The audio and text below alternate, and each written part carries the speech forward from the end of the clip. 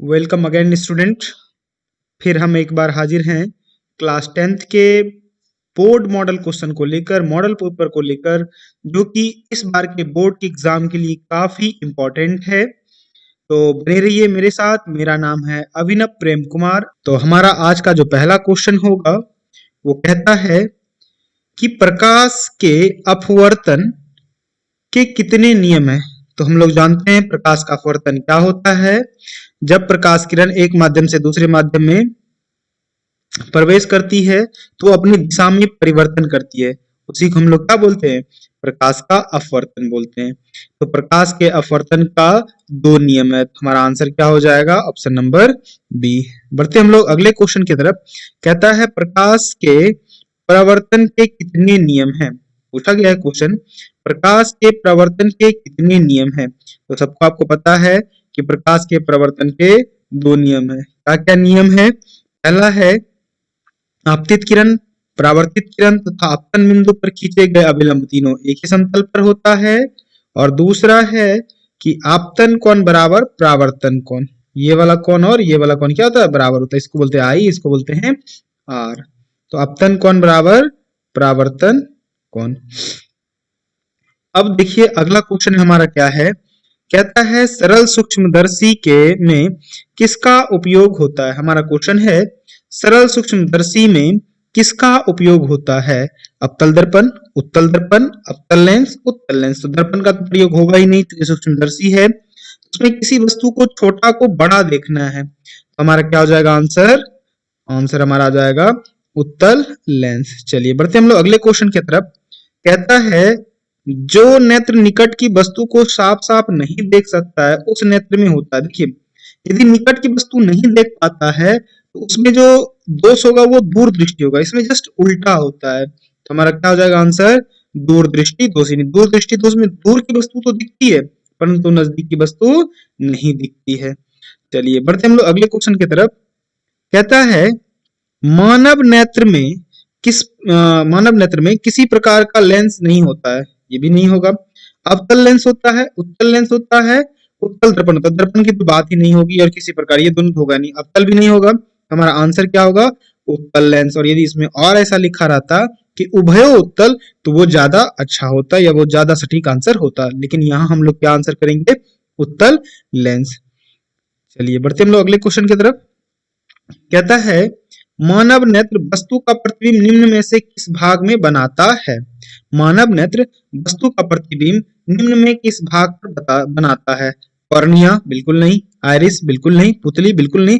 तो कहाँ बनाता है, रेटिना पर। तो मानव नेत्र में जो प्रतिबिंब बनता है किसी वस्तु का वो क्या था, रेटिना पर बनता है। अब देखिए ये क्वेश्चन पूछा गया है लघुपतन के समय परिपथ में विद्युत धारा का मान होगा। फिर से देखिए लघुपतन के समय परिपथ में विद्युत धारा का मान होगा। पहले समझते हैं क्या होता है लघुपतन। देखिए दो घटनाएं होती है, एक अतिभरण होता है, ओवरलोड होता है, दूसरा होता है लघुपतन जिसको शॉर्ट सर्किट बोलते हैं। अतिभरण में क्या होता है कि कोई भी जो उपकरण लगा हुआ टीवी, एसी, कूलर, फ्रिज, वो उसका अपनी आवश्यकता या अपनी अनुमतांक या फिर उनकी क्षमता उससे ज्यादा धारा खींचना शुरू करता है, उसको हम लोग बोलते हैं अतिभरण। लघुपतन क्या होता है कि मान लीजिए ठंडा अगर दो तार है और दोनों तार के ऊपर प्लास्टिक लगा हुआ है, यदि वो प्लास्टिक पिघल जाने के बाद दोनों तार जो है कि एक हो जाता है तो उस दौरान क्या होता है कि धारा का जो प्रवाह है वो और तेज हो जाता है। क्यों, तो यहाँ तार अब डबल हो गया तो क्या होता है उसमें विद्युत धारा का मान जो है कि वो बहुत अधिक हो जाता है। तो अक्सर शॉर्ट सर्किट की वजह से जब दो तार आपस में मिल जाता है प्लास्टिक हट जाने के बाद तो उसको हम लोग क्या बोलते हैं, लघुपतन। और उसमें क्या होता है, विद्युत धारा का मान बहुत अधिक बढ़ जाता है। अब देखिए अगला क्वेश्चन है, कहता है किस बल्ब से 220 वोल्ट तथा 2 एम्पियर की धारा प्रवाहित होती है। तो फिलामेंट का प्रतिरोध। तो आई बराबर क्या होता है, V बाय आर। तो भाई आर बराबर क्या होगा, V बाय आई। अब देखिए V हमारे पास कितना है, वोल्ट कितना है 220, अच्छा आई मतलब धारा कितना है 2, तो ये कितना हो जाएगा 110 ओम। क्या हो जाएगा आंसर, 110 ओम। चलिए बढ़ते हम लोग अगले क्वेश्चन की तरफ।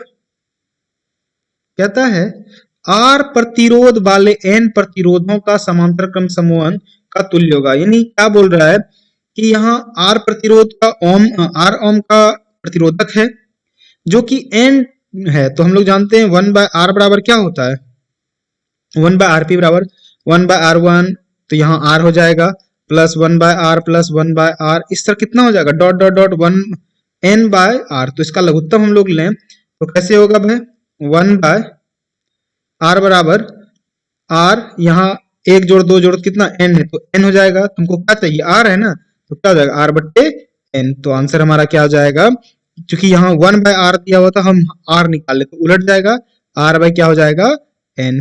तो ऑप्शन नंबर हमारा क्या हो जाएगा, सी जो है कि वो सही आंसर होगा। चलिए बढ़ते हम लोग अगले क्वेश्चन की तरफ। कहता है, थोड़ा सा इसको इरेज कर लेते हैं हम लोग।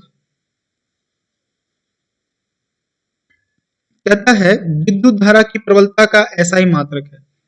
ध्यान से देखिए क्या बोला, विद्युत धारा की प्रबलता का SI मात्रक है। तो विद्युत धारा की प्रबलता का मात्रक क्या होता है, एम्पियर। क्या होता है, एम्पियर। बढ़ते हम लोग, अच्छा यहाँ और भी दिया हुआ, ओम लिख लीजिए, प्रतिरोध का है, किसका है, प्रतिरोध का। जूल किसका है, कार्य का या फिर ऊर्जा का, किसका है, कार्य या फिर ऊर्जा का। वोल्ट किसका है, शक्ति का, सॉरी नहीं, वोल्ट है विभवांतर का, किसका है, विभवांतर का। शक्ति का वाट होता है। यहाँ क्या हो जाएगा, विभव या विभवांतर, विभवांतर, ठीक, विभवांतर याद रखिए। चलिए अगला क्वेश्चन है, धारा मापने के यंत्र को कहते हैं। तो धारा मापने वाले यंत्र को हम लोग क्या बोलते हैं, एम्पियर मीटर। क्या मीटर बोलते हैं, एम्पियर मीटर या फिर ए मीटर, ए मीटर। यहाँ आ मीटर लिखा हुआ है, नहीं आ मीटर नहीं होते, या ए मीटर लिखिए या फिर एम्पियर मीटर लिखिए, एक ही बात है, या ए मीटर लिखिए। तो ये तो नहीं, इसलिए एम्पियर मीटर लगाते हैं हम, या ए मीटर बोले। चलिए बढ़ते हम लोग अगले क्वेश्चन की तरफ। कहता है प्रतिरोध का SI मात्रक होता है। तो प्रतिरोध का SI मात्रक होता है ओम। क्या होता है, ओम। कूलम होता है आवेश का, और एम्पियर होता है धारा का, और अभी तुरंत जूल बताए हैं कार्य या फिर ऊर्जा का, और ओम प्रतिरोध का। ओम क्या होता है, प्रतिरोध का, जो कि हमारा आंसर है। चलिए हम लोग बढ़ते हैं अगले क्वेश्चन की तरफ। तो हमारा अगला क्वेश्चन है, हाँ, कहता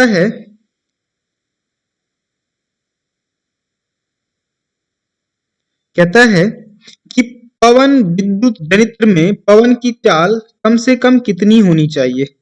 देखिए क्वेश्चन क्या बोला कि पवन विद्युत जनित्र में पवन की चाल कम से कम कितनी होनी चाहिए। तो आप याद रखिएगा 15 किलोमीटर प्रति घंटा कम से कम होना चाहिए, तभी वो जो पवन चक्की है या पवन विद्युत जनित्र है वो चल सकता है। नहीं, कम से कम कितना होना चाहिए, 15 किलोमीटर प्रति घंटा। अब देखिए कहता है निम्न में कौन से बायोगैस ईंधन का स्रोत नहीं है। बायोगैस मतलब जो जीवों से प्राप्त होता है, तो नहीं है।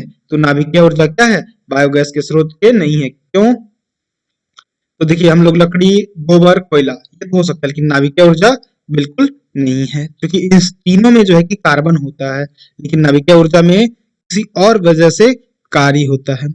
अब देखिए ऊर्जा का सबसे अधिक प्रत्यक्ष और विशाल स्रोत, तो यहाँ क्या हो जाएगा, सूर्य। चूंकि सूर्य में ऊर्जा की अनंत मात्रा है, और जो डेली हमको दिखती है जो प्रत्यक्ष रूप से है। अब पूछता है कि C2O plus hydrogen Cu plus H2O किस प्रकार की अभिक्रिया है। तो उपचयन जहां ऑक्सीजन जुड़ता है, और अपचयन जहां हाइड्रोजन जुड़ता है। तो हमारा आंसर क्या हो जाएगा, अपचयन। चलिए बढ़ते हम लोग अगले क्वेश्चन की तरफ। कहता है इलेक्ट्रॉन के स्थानांतरण से बने यौगिक कहते हैं। इलेक्ट्रॉन के स्थानांतरण से बने यौगिक कहलाते हैं तो वैद्युत संयोजी। क्या कहलाते हैं, वैद्युत संयोजी, आयनिक बॉन्ड जिसको हम लोग बोलते हैं। अब पूछा हमारा अगला क्वेश्चन, कहता है सोडियम की परमाणु संख्या कितनी है। सोडियम की परमाणु संख्या कितनी है। तो आप याद रखिएगा सोडियम का जो परमाणु संख्या है वो 11 है। कितना है, 11 है। चलिए आगे पूछता है कि बेकिंग पाउडर मतलब खाने वाला अनुसूत्र क्या है। तो आप लोग याद रखिएगा NaHCO3। आंसर क्या आ जाएगा हमारा, ऑप्शन नंबर सी, NaHCO3। अगला देखिए कहता है निम्नलिखित में कौन विजातीय यौगिक है। विजातीय यौगिक मतलब इस चार में से कोई एक है जिसका गुण वगैरह सारा चीज अलग होता है। तो आप याद रखिए यह खड़िया, चूना पत्थर और संगमरमर ये तीनों नेचुरल है, और प्लास्टर ऑफ पेरिस जो है कि अभिक्रिया द्वारा बनाया जाता है। ये क्या हो जाएगा, आंसर हमारा क्या हो जाएगा, D number, plaster of Paris. बढ़ते हम लोग अगले क्वेश्चन की तरफ।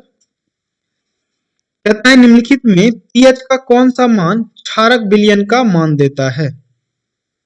यहाँ देखिए क्षारक विलयन, अम्ल, भस्म और क्षार, 7 से कम अम्ल और 7 से अधिक क्षार, और ये 7 रहे तो उदासीन, उदासीन, तो क्या हो जाएगा हमारा क्षारक, तो 7 से अधिक तो कौन है 13। चलिए अब पूछता है हमारा क्वेश्चन, कहता है पीतल है, तो आप याद रखिएगा पीतल क्या है, मिश्र धातु है, क्या है, मिश्र धातु है। चलिए अगला क्वेश्चन देखते हैं, कहता है निम्न में कौन आयनिक यौगिक है, आयनिक यौगिक किसको बोलते हैं, जिसमें कि आयन सहसंयोजक बंधन में नहीं हो, एक यौगिक दूसरे को देता है, तो जो NH3 है वो क्या है, आयनिक यौगिक है, क्या है, आयनिक यौगिक है। चलिए अब देखते हैं हम लोग क्या है अगला क्वेश्चन, कहता है निम्नलिखित में कौन सा पदार्थ ऑक्सीजन से संयोग नहीं करता है, तो कौन ऑक्सीजन से संयोग नहीं करेगा, जो अक्रिय होगा, तो तांबा, जिंक और पोटेशियम, ये तीनों अक्रिय, लेकिन गोल्ड आप देखिए गले वगैरह में पहनते कभी उसमें कुछ होता है, इसका मतलब वो किसी से अभिक्रिया नहीं करता है, तो ऑप्शन नंबर हमारा जो हो जाएगा वो क्या होगा, बी होगा।